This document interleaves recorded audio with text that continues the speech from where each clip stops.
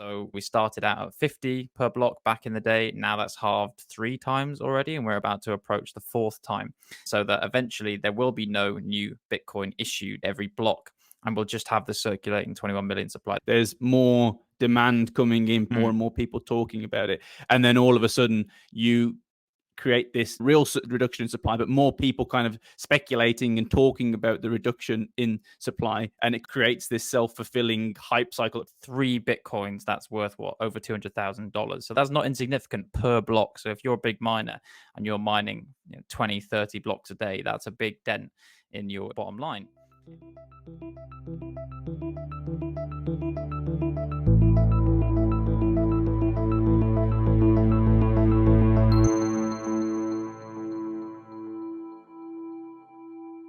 Welcome to another episode of the Untangling Web3 podcast. We're recording this as of March 2024. So we're in the middle of a bull run. It's absolute crypto mania. Jack is sitting on his desert island, which is kindly blurred out in the background. But yeah, now the ETF approvals have actually all finished, and that kind of little bit of hype has ended to an extent, or actually we're still seeing the ramifications, but the initial hype has ended. Most people, all they're talking about with regards to Bitcoin in the crypto space is the halvening. Sounds very imposing, sounds kind of foreshadowing, maybe a bit evil. But today we're going to be doing a little bit of a deep dive into what the Bitcoin halving actually is and what it could mean for the space. This should be a really interesting one, and hopefully we'll keep it nice and punchy. And as ever, I'm joined by my glorious co-host, Jack Davis, to jump into this topic. Are you excited for this one, mate? Very excited. You need to find more adjectives for me because you're running out of G's now. But yeah, no, it's an interesting one. I think this was the second big event we kind of marked out on our predictions for the year. So as you said, ETFs done, and next on to the halvening, as they say, and we are going through this crazy manic period, March Madness, call it what you want, where we've just seen all-time highs for Bitcoin and a few other the bigger currencies. So everyone's excited about the price at the minute. And the halvening event really that's coming up when this comes out, it'll be just a few days time. This is the next big milestone on Bitcoin's journey, and we'll go into what it means. But people predict this could have a big impact on the price. I'm not so sure, but we'll get into all that in a bit. A bit of controversy, and we've only just started. But yeah, let's dive into it. So Bitcoin, obviously, the term that everyone likes to use is this decentralized network. So how in a decentralized network where you have no individual entity actually running the show necessarily, do you get the actual Bitcoins to the masses, to the people? Well, this is one of the interesting things around Bitcoin is actually token issuance. Giving the Bitcoins to people in the ecosystem is managed in a decentralized way, and it's actually given to miners in response for managing the network, validating transactions and mining blocks. And when they do this, the network itself actually, or the system itself actually gives them newly minted Bitcoins for their work. Exactly. So we've described this process before with the mining, and the incentive for the miners is, we call it the block reward. And that's comprised of 2 things: the mining subsidy, which is what the halving relates to, plus your transaction fees for whatever you're paying to use the network. So this is part of the kind of immaculate coinception, let's say, of Bitcoin, and how we talk about the fixed supply of Bitcoin, 21 million Bitcoin split into 100 million satoshis each or something like that. I always forget the number, but essentially you have this 21 million Bitcoin, let's say, and how does that get issued? How do we get to that fixed supply? Well, it's through this block subsidy mechanism, that part of the block reward. So we started out at 50 per block back in the day. Now that's halved 3 times already, and we're about to approach the 4th time. And the idea of this halving, the reason it's halving over time is so that eventually there will be no new Bitcoin issued. There'll be no kind of fresh Bitcoins being issued every block, and we'll just have the circulating 21 million supply. That's quite a long way off in the future, but that's how we're getting there with these halving events. Yeah, and it's quite an interesting one. Like, kind of people that aren't in the space, when they ask me about Bitcoin, one of the things they tend to say is, who runs it, who owns it, who actually makes the Bitcoins. And I think that's one of the interesting things about this. Is kind of hard coded into the system, right? That when miners kind of act in this decentralized, distributed way for the good of the network by actually mining blocks. They're rewarded automatically by hard code in the system that actually generates these rewards for them. That's how the actual Bitcoins are propagated to the network. But yeah, let's go into this. Like you say, this halving event is really interesting because there's only been a few of them so far, and there's lots of hype and speculation about what they mean. So the very first ever block that was awarded, the rewards in the early days for actually mining a block, you're actually getting 50 Bitcoins in return for mining a block. That seems like an unfathomable amount right now. It's a difficult word to say. And every 4 years, roughly, this halves, right? Yeah, exactly. So again, when we talk about it being a subsidy, it makes perfect sense that the largest subsidy is earliest on in its history. We talked about Bitcoin's history on the last episode as well, and the fact that it got through those early years, the wilderness years before it was widely adopted, is because there was this relatively large amount of Bitcoins on offer. Now they didn't have the price it has today, so it was still kind of taking a gamble to be even mining it at that point. But you had the largest, and again, because it's all predetermined, because it's all hard coded in, you know it'll be 50 Bitcoins for the first 4 years, and then 25, and then 12.5 in successive halvings after that. People mining back in 2010 knew that they were getting the largest proportion of the supply that they could per block, right? And it is analogous, I think, to mining precious metals. I think Satoshi talked about it being analogous to mining gold, where you're putting in hard work, hard effort to find these blocks in the same way you would to mine gold or precious metals, and then your reward is this Bitcoins that you get out of that. Yeah, so the exact quote from Satoshi was, "The steady addition of constant amount of new coins is analogous to gold miners expending resources to add gold to circulation. In our case, it is CPU time and electricity that is expended."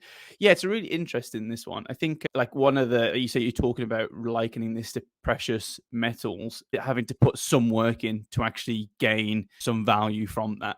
I think the interesting things right now is we're looking at is, does gold necessarily have a finite amount? Like, how much gold is there in the world? It's difficult to say. I think one of the beautiful things about Bitcoin is it's predictable. We know exactly how much will be gained year on year. We know exactly when this halving will happen, and we know exactly the amount of maximum supply. So it's far more predictable. I imagine that makes it a bit more certain for maybe investors and retail adopters, institutional adopters of that because of that. Yeah, I've seen people joke about gold, but it's true. Maybe it was Elon Musk even that I first saw saying this. But if there was an asteroid made of gold that landed on Mm. planet Earth, then all of a sudden your supply of gold has had a massive jump and the price would be significantly affected.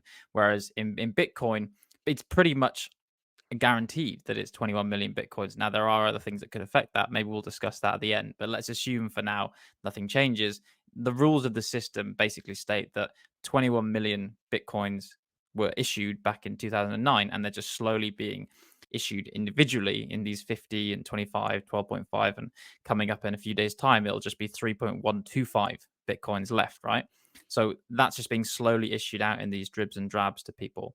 And it's interesting because there's only around 10% of the supply left. I think that's right. And that's quite small in comparison to the amount that's been lost by estimates. I think that's the rough calculation these days, right? Yeah, 20% of the total Mm. Bitcoin supply has been deemed to be lost. And it's probably, I think some people estimate that's actually in the order of 30 to 35% if you look at the non-confirmed cases as well. And there's a really funny quote on this by Satoshi where he said, "Lost coins only make everyone else's coins worth slightly more. Think of it as a donation to everyone." Like back in the early days when Bitcoin wasn't worth very much, I imagine that held something. But now it's like people losing hundreds of millions of pounds potentially, and that's like quite devastating. Yeah, well, frequent listeners to the podcast will know Alex a charitable guy, so he's already made his donation to the wider Bitcoin network by losing some of his a few years ago. But yeah, this is all, again, I like to talk of it in terms of this subsidy because these halving events really focus the mind back onto the evolution of Bitcoin from moving from this very nascent industry, which requires a subsidy to exist, to something which is providing real value, is processing lots of transactions for people, is used for payments or other things. So it's part of this overall transition to a transaction fee based model because we know for certain at some point, I think it's in the year 2100 or something like that. But, before long, there'll be very few Bitcoins being minted every or issued every new block. So you'll have to be subsisting on the transaction fees, right? And we've seen transaction fees are an issue, but eventually that will be all that the miners get. So it's part of this longer term transitioning to how the reward structure for miners is changing, and that's also very much by design of Satoshi. Yeah, I think that's one of the other major points is this move eventually. Satoshi kind of envisioned this move eventually to miners just being subsidized by the transaction fees, but knowing early on that wasn't possible because there weren't many transaction fees actually going through and they weren't worth that much, right? And I guess one of the primary goals of Bitcoin still is to be able to move money fairly cheaply. And that is not necessarily true right now. And it'd be interesting to see what happens in this kind of future paradigm. Right now, miners aren't really, I don't know, they're not making that much compared to the actual block reward for mining on the actual transaction fees. I'm not sure what the exact stats are or comparisons between the two, but it doesn't feel, I think it's not that much. It's not that comparable. If the end goal is to be solely benefiting from the transaction fees themselves and nothing to do with the reward that comes from the block, surely that means that it's going to be much more expensive to transact on Bitcoin, especially if we're limiting the potential block size of the number of transactions that can actually go through per block.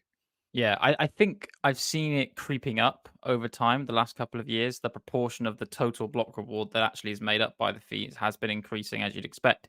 As the subsidy decreases, naturally that's changing it. But there is more and more of it being allocated to fees anyway. But that is mostly because people are paying very high fees to mine transactions. It's not, as you said, it brings into this whole scalability debate that we discussed on the show last week.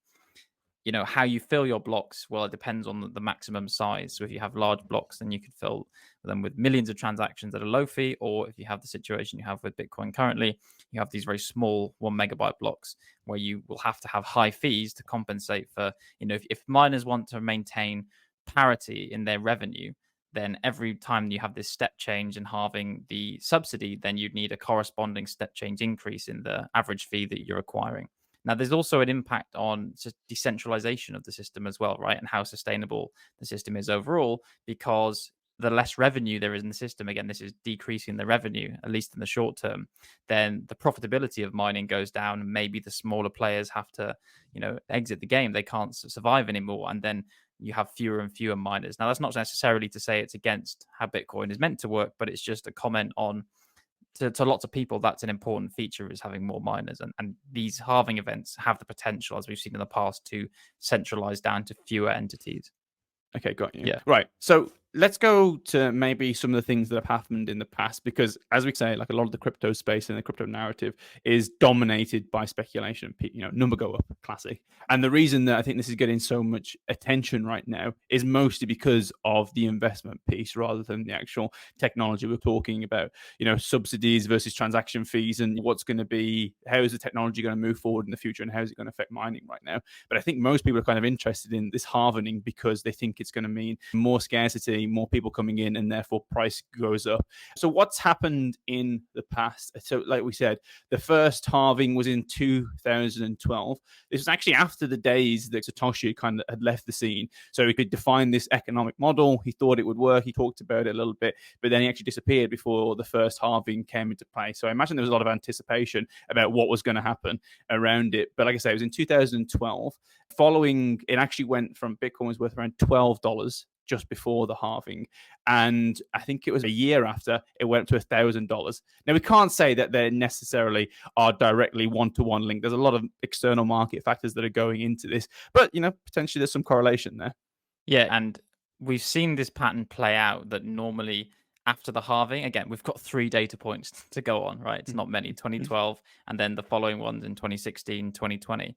Again, we should also mention that spacing, that 4 years apart, is actually not based on time, it's based on number of blocks produced. So it's meant to be every 210,000 blocks. So hopefully we've timed this episode correctly. But if the Bitcoin hash rate soars in the week before, then we'll be late to the party, unfortunately, and then maybe it happens earlier. But as I said, you have the same pattern in 2016. So I think the price was around $650 around that. And then a year to 18 months later, it peaked around 20,000. That was the all-time high in 2017. And then similarly, again, in 2020, when the block reward decreased to 6.25 BTC, then following that, it reached around 60,000. And we're only just hitting those levels again, nearly 4 years later after a lengthy bear market, let's say. Yeah, and like I say, we're kind of just comparing two variables right now here. And is that an accurate way of doing it? I don't know. There's some kind of controversy around doing this. Was Bitcoin going to go up regardless of the halving? Hard to say, but it's just interesting. It's just one of the big market factors that people seem to be talking about right now. What's your take on why these price increases have happened? Because there is a theory that we can go into that some people have come up with, but do you have an opinion on, is this priced in? Is it a self-fulfilling prophecy in many ways? What do you think?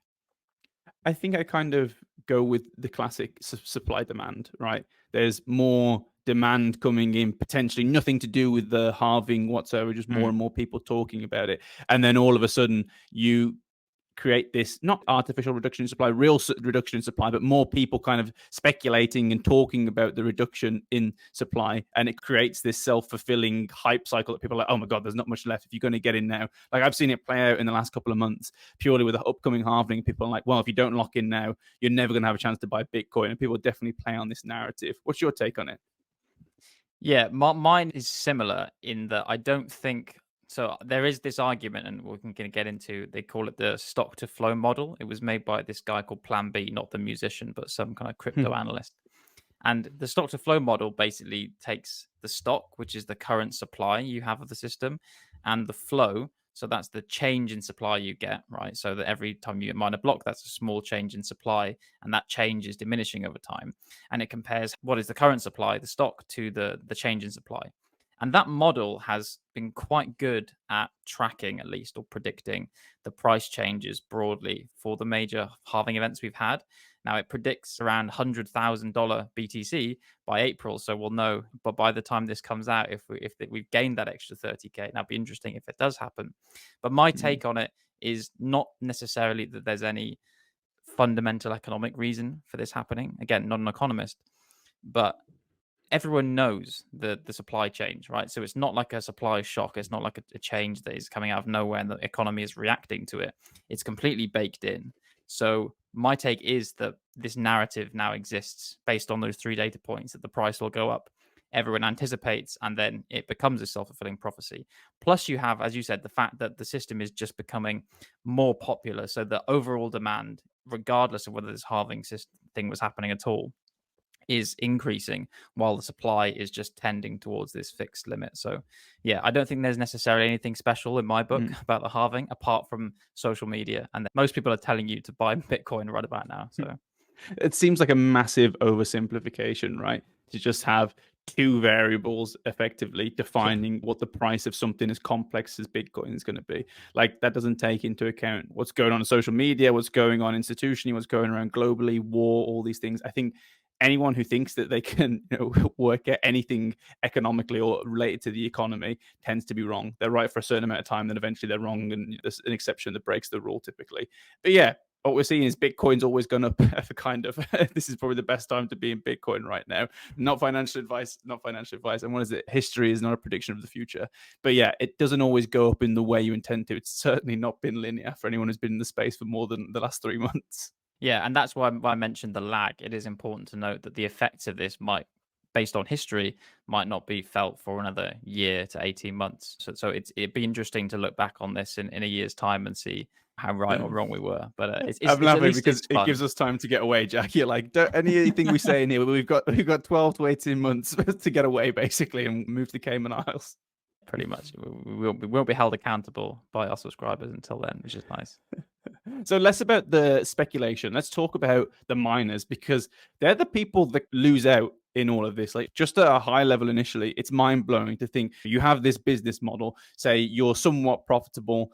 You get in, what is it, say 6.25 Bitcoins right now? Yeah. 6.25 Bitcoins right now for every time you mine a block. And mining's kind of irregular, but I imagine you can predict it roughly over the course of years how much you're going to mine. And then all of a sudden, overnight, the amount of bitcoins you receive per block mined halves. It doesn't matter if you can predict that or not and look into the future and know exactly when that's going to happen. At the end of the day, your revenue potentially overnight halves. That's not including the blockchain transaction fees. That's mind boggling. Like it must be an absolute, I don't know, nightmare for those kind of companies. Yeah, and again, at least they've had forewarning that this will happen, but it doesn't change the impact when it does arrive. And the fact that they will overnight have to try and compensate this halving in the block subsidy that they'd otherwise be getting. That's 3 Bitcoins. That's worth what, over 200 grand at the minute, $200,000. So that's not insignificant per block. So if you're a big miner and you're mining 20, 30 blocks a day, that's a big dent in your bottom line. And as one of the effects of this is that you will see potentially a reduction in hash rate for Bitcoin, because either the bigger miners will deploy a little bit less and they might have to scale down operations in the short term, if they're especially if they're waiting for Bitcoin price to increase. If that's a 12-month lag, they're not getting it replaced straight away, so they might have to pare down. And the smaller operations, we have seen in the past that they've closed down following halving. So I saw there was a report by Galaxy Digital that they estimate roughly 20% reduction may happen as a result of this halving in the BTC hash rate immediately following this, right? Which would be pretty significant. Wow, that is fascinating. I didn't imagine that would happen. Like, I understood that the number of miners that could actually compete in this space would lessen, but I didn't think there'd be, for some reason, I didn't actually, I mean, obviously that does correspond to a reduction in hash rate overall if there's less competitors. But like you said earlier, this is potentially a big issue for a network that kind of, in its way, highlights itself as this decentralized network with, it's resistant to single points of failure and all this kind of stuff. The idea of less and less miners being able to compete in this space, potentially leading to centralization, potentially then being more susceptible to control by a few large entities, is, I imagine, quite worrying in the space. And like you say, like another impact of this is because all of a sudden the revenue goes potentially significantly down. They have to become more efficient and they have to look at better ways to manage energy costs, maybe more advanced hardware. One thing I saw is that you actually get a lot of miners as a result of halvings, changing geographical location, moving to areas that are maybe much cheaper, using renewable energy sources, which is definitely a boon, moving to places where there's excess power available, and turning, regions that aren't necessarily just set up for it, like the Western world, maybe less economically developed countries, and actually using them for their cheaper energy supply. Yeah, if I had to make one prediction about the impact of this halving, it would probably be on the energy distribution, how much of it is from renewables, because renewable energy, there's a big upfront cost to having it, but once you've got it, it's kind of free in a sense, to simplify, but you get this free renewable source of energy. So it makes so much sense for Bitcoin miners to go renewable. And we've seen more and more of the Bitcoin hash rate being replaced by renewable sources. But that has been partly mandated by a lot of the regulatory leanings and kind of murmurings from many different countries on how Bitcoin should be sourcing its energy. Now that impetus is going to be provided effectively by the market, by Bitcoin itself, saying your margins are getting thinner. You can't afford to keep producing energy. You can't afford to keep hashing based on the same old model. And partly not just the energy cost as well, but the hardware, because these ASICs, they go through them so quickly. That on top of everything is a humongous cost that they have to replace the mining hardware. So I've actually seen lots of really interesting projects around using renewable energy to cool the mining rigs as well, right? This is something, I mean, I actually went and saw one of these back in Cardiff. Someone's got a mining rig and it's immersed in this coolant fluid, but the fluid itself isn't conductive. So you can have these ASICs, and the ASICs are just the machines that you're mining from, right? These dumb computers that are computing hashes over and over again. And it's really bizarre to see them because they're submerged in this clear liquid. You think, why isn't this blowing up? This should be working. But it's cooling them down. And because it's immersed, it's much more efficient at doing that. And you can use renewable energy to do that. So I think there's so much innovation actually going on right now. You've seen the Sustainable Bitcoin Protocol. They're doing lots of work on reducing the reliance on fossil fuels of Bitcoin mining. So I just think that is going to be a huge impact now that those margins are squeezed even more. That's a little bit of insight into what you're doing on your weekends. Yeah, so I think one of the next big things that we touched on already, which is absolutely fascinating, is about network security. Like the miners right now, they're receiving these quite big subsidies, right, of Bitcoins to actually mine blocks. What's going to happen when all of that runs out? If the transaction fees, the per transaction they're actually going through, aren't equivalent to what they're getting right now for the rewards for mining blocks, could this lead to a security problem? Could we have, like you say, say already, you're saying there are estimates that the hash power of Bitcoin will potentially reduce by 20% as a result of this halving. Are there going to be any long-term consequences of this? I mean, one of the quotes by Satoshi about this is, in a few decades, when the reward gets too small, the transaction fee will become the main compensation for nodes. So he foresaw this, he knew this was going to happen, and he had this idea of a transition of the economic model from block rewards to transaction fees. But right now, is there enough transactions actually going on to, say, Bitcoin to potentially use this and make this sustainable in the future? Yeah, I think my guess would be yes. It's for at least the next halving cycle, the next 4 years, it can be sustainable for the miners because there is enough demand to pay significant, huge fees, exorbitant fees to use the network. Is it sustainable for the end users? I think potentially not, right? Because every time this happens, you are pricing out more and more end users from actually accessing the chain. And that doesn't just affect people who want to use L1 day to day. As we said in the layer 2 episode, you have things like Lightning Network built on top of it, but you don't always stay in the layer 2. You want to open and close channels to settle your bar tab every so often. So it's going to impact even those people who are using layer 2, especially, we've got El Salvador now completely using layer 2 in the Lightning Network. It's going to impact them as well because now the cost of settling those transactions is going to be that much higher in the future. So is it sustainable for users? I think potentially not. And what I've seen is, we talked about it in a lot of detail in the history of Bitcoin episode, about the idea of scalability, the idea of block sizes, basically the number of transactions that a miner can process per given block. And right now that is fixed, that is limited. And rather than the actual transaction fees going up to make up for this, to sustain miners in the future when the block subsidy goes down, the block reward goes down, could they increase the number of transactions that goes through and make sure that the actual transaction fee goes down? And this is something that I've actually seen people starting to have a discussion about this again, is, do we need to increase the number of transactions to make sure that we can compete and can keep the transaction fees down to actually get the transaction throughput into the network to keep it healthy and sustainable? Yeah, you're right. I think the halvings always tend to be a reason to restoke the fire of the scalability debate. Do we go small blocks or do we go big blocks, and change how the fees are paid, basically, and who pays for the fees? So yeah, I wouldn't be surprised if we see that as an effect if there are more. I've seen talks already in splintering in the BTC community about that. So yeah, it's interesting. And this kind of brings us on to the whole idea of Bitcoin as an economic system, right? Because it's this nice blend of cryptography, network science, and also economics. And it's probably one of the more interesting things. So many people, especially in the institutional space, are even more and more starting to treat Bitcoin as digital gold, right? So not necessarily cash, but some hard asset, people call it, that is not so subject to inflation. So people are starting to see it on their balance sheets now. You see MicroStrategy buying even more Bitcoin.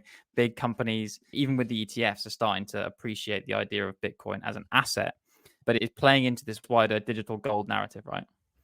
And honestly, I think that the narrative of digital gold, we both said in a way, is problematic if you think of Bitcoin as its original intended, peer-to-peer cash system. But it definitely helps with the sales pitch. Like when you're talking to these big financial institutes, these people who are kind of experts in economics but have no idea about cryptography, have no idea about Bitcoin and the technology behind it, and you try and talk about this decentralized network of people getting rewards from this hard-coded blah blah blah, I imagine they just glaze over instantly. But as soon as you make the comparison and the story of digital gold, people are mining gold from who knows where, and then you accrue more and accrue more, but there is a limited supply at the end of the day. I imagine it just makes those conversations so much easier. And what I've seen online from like BlackRock CEO Larry Fink, he was completely against Bitcoin in the early days. Like his Yeah. whole agenda has changed completely. He's done a full U-turn in the last, 4 years, 3 years even. And now he's saying things along the lines of, as governments are navigating these mounting debt burdens and there's inflation left, right, and center, we can't trust people to make the right decisions and central banks to make the right decisions about issuance. He says he's starting to promote Bitcoin's scarcity and this decentralized offering as a real value proposition, as a real alternative to our current solutions for finance. And it kind of blows my mind a little bit because he was saying the complete opposite 5 years ago. And maybe it's just because they've got an investment and a stake in Bitcoin now. But it is really interesting to see the big institutes and traditional kind of economic institutes really jumping into this. Yeah, and I think it's good to talk about the scarcity idea because for lots of people now, that's where they believe. And again, all of this is belief, really. It's depending on who you ask. Who can define what value is? But for a lot of people, Bitcoin's value is derived from its scarcity. Now, I don't necessarily agree with that, but it goes back to this point of Bitcoin is fundamentally an economic experiment, right? It's experimental in nature. So this idea of the issuance of a fixed supply and in kind of these increments over time that exponentially decrease, no one's ever done this before. People have done it since in droves, but no one's ever done it in the same way and to the same scale in terms of use and notoriety that Bitcoin has. And this is all an experiment, and the scarcity piece, people talk about Bitcoin being deflationary, right?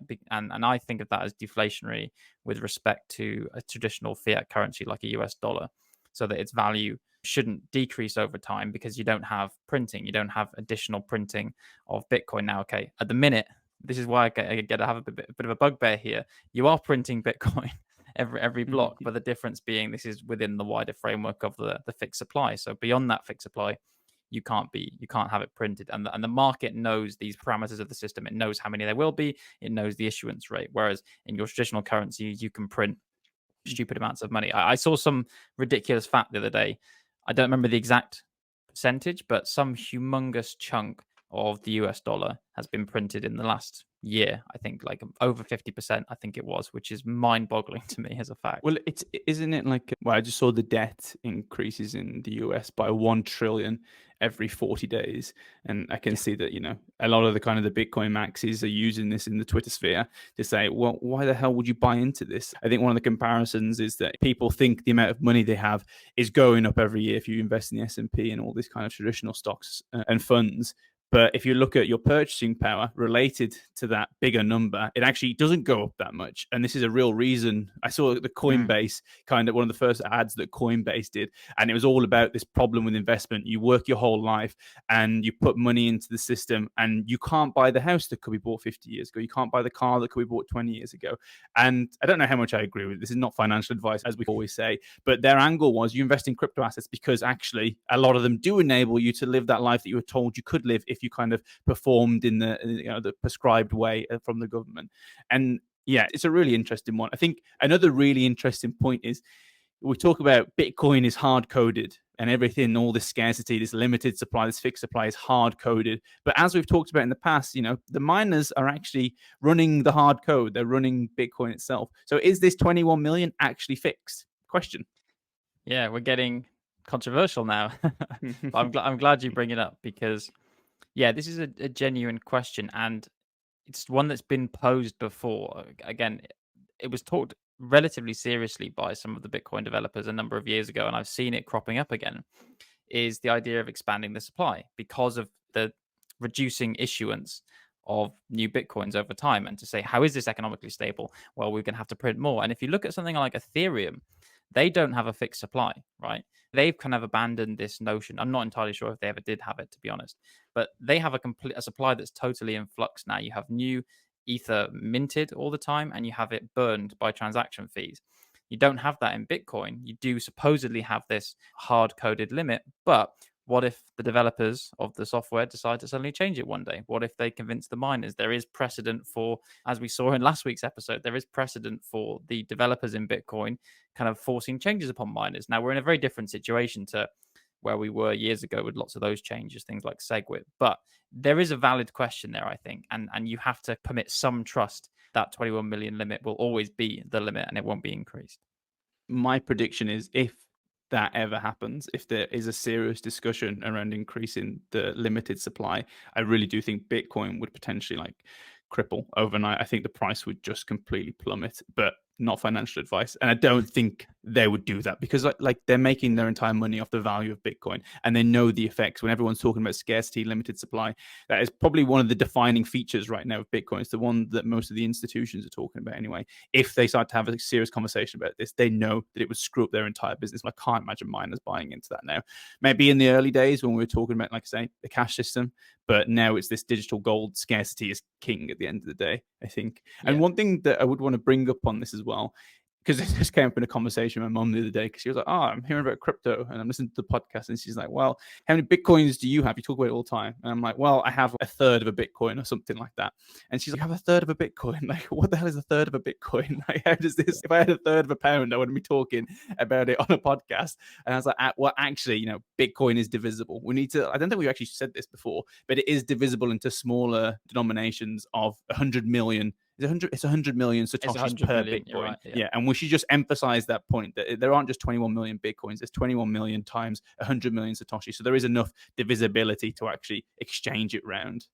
Yeah, I'm glad you reminded me of the actual number because I was fishing around for it earlier. But so the base unit in the system is the Satoshi, and there are 2.1 times 10 to the 15 of those. Okay. That's a big number, but there is a price at which that Satoshi amount could become quote unquote too high for practical use. You can't divide it into smaller things anymore.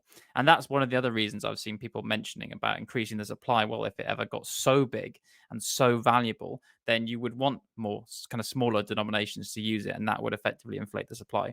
Now, yeah, I agree with you. I don't necessarily think we'll ever get to increasing the supply for the reasons you stated. I think we've hit that level of institutional awareness and adoption, and the narrative kind of people have taken up this narrative around the digital gold angle and where the values come from. That would be anathema to everyone. I just think it wouldn't get through. And if Bitcoin ever got so big and so valuable that we needed more units of it, I think people are probably going to be pretty happy anyway. So it's probably, if it did happen, it would probably be for reasons that nobody really cares about. But yeah, I'm glad you mentioned that. It's an interesting point. Yeah, and I think like we're coming to the end of the show now, and in my mind, the kind of the main points to take away from this is Bitcoin's an experiment in a way. It's like when we think about the digital space and digital kind of interaction, I personally never really think of it as being finite. We've talked about the metaverse previously and how it kind of opens up this potentially infinite space for us to operate in, for us to transact in, to commit commerce in, and that is quite exciting for a lot of reasons. But Bitcoin is not that, and it is digital scarcity in a way. It's like the kind of the digital gold scarcity, and it's really interesting to see how we're nowhere near it. Like you said, the final time that miners will receive rewards from the network for actually mining blocks is something like, I don't know, it's 22,150. So it's like in 100 years or something like that. So we are far away from it, but it'd be really interesting to see how it plays out until then, because this is a complete experiment. And it's interesting to see that Satoshi back in 2008, pre-2008, imagine this without really having the ability to micro tune as it was going along and kind of set this plan out. And now we're seeing how everything plays out. Yeah, I think it kind of reminds me of why I fell in love with Bitcoin a little bit, right? Because it is this kind of big living, breathing experiment at the end of the day. It's got its own characteristics, its own personality. It has this halving cycle. It had to grow up, right? It has to grow up even further from this subsidized kind of infancy to it being a fully fledged adult of the monetary world. And I think it's the most interesting economic experiment there's ever been. And we're lucky enough to be living to see it play out. And every 4 years, these halving events are just some of the way markers. I like using them as a yardstick to see how well has Bitcoin done over the last halving cycle, not just in terms of price, but in terms of adoption, technical changes, how it's being used, what it's being used for. So I just think it's a very interesting time to take stock on the wider role of Bitcoin in general. And it does highlight this tension between, as we've said, between the use of Bitcoin as the digital gold asset, as an asset, and as a speculative vehicle, versus it being used as a currency for payments and how its initial use was. So yeah, it's an interesting time to take stock of, is Bitcoin now giving up on that value proposition, because the more halvings we have, the more it kind of goes down the digital gold route. But yeah, it's just, for me, it's just a piece of interesting kind of history that we'll probably be writing about one day and say we were there. Yeah, I think that's a really good point. I think it would be really on the utility versus speculation point that you just made. As you say, they're going for this digital gold narrative. And eventually, we're saying right now, unless things change drastically, they're going to have to move to a purely transaction fee model. And as soon as you go down that route, and as soon as miners have to make up, a lot more money from a lot fewer transactions, potential limited transactions at least, the utility angle all of a sudden becomes much more expensive and therefore difficult to do. So I think it is leading them down that route. I think that is unfortunately to the detriment of Bitcoin. But there'll be other people that will capitalize on that. There'll be other blockchains potentially. Ethereum is really targeting towards the utility angle, but there'll also be layer twos that build on that. And if we're limited in the number of transactions we can put in a block, then and they cost a lot of money, then all of a sudden you have layer 2 roll up side chains that can fit more transactions on top of that single transaction, divide the price between them all. So it's not the end of utility potentially, it's just maybe foreshadowing that. A very poignant place to end, Alex. So yeah, I think hopefully that has given everyone a good overview of what's actually happening in the next couple of days with the halving event. It's also worth reminding ourselves that it's occurring across multiple blockchains, not exactly the same time. So we're referring to the BTC halving, but there's a similar one for all the kind of chains coming off that. So Bitcoin Cash, Bitcoin SV as well. So they will play out at various different times. But yeah, that kind of sums up what it is and the impact of it. And I think, yeah, we should check back in a year to see if our predictions were right or if they were way off the mark. So I think that's a good place to end this one. So yeah, we'll sign off there. And thanks at home for listening, wherever you may be. And join us next time to untangle a little more of Web3.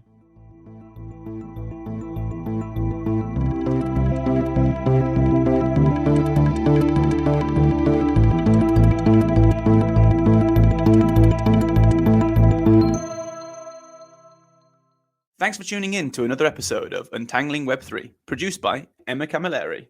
Don't forget to send us your thoughts, questions, and comments on social media. And be sure to follow us on your favourite podcast provider to catch the next episode.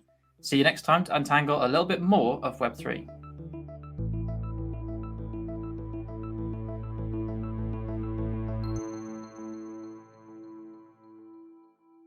The views we express here are our own and do not reflect the views of our employers.